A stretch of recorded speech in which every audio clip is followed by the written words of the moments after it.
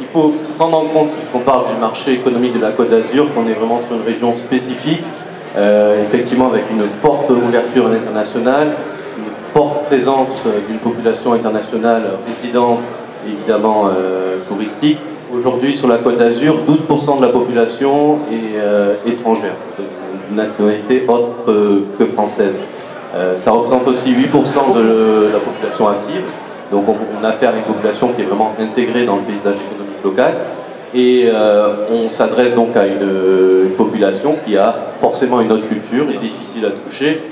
Ensuite, ça dépend des secteurs d'activité. Il est évident que Benjamin, sur son marché, notamment d'immobilier, sur la partie haut de gamme de son marché, il ne peut pas l'oublier, et il ne l'oublie pas.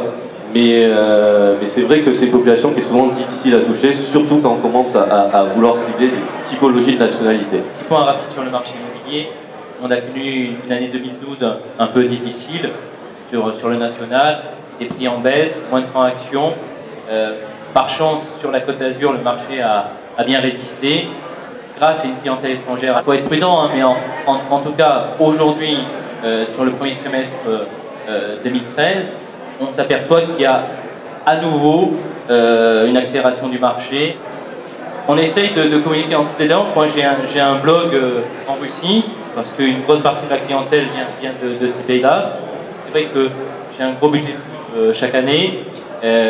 Ça représente à peu près 16-17% de mon chiffre d'affaires. Et une des clés de mon succès, c'est d'avoir un gros budget publicitaire. La pub, ça marche. La pub, ça marche. Alors, ça passe par le référencement, ça passe par des opérations un peu spéciales, à la fois sur l'international et sur le national.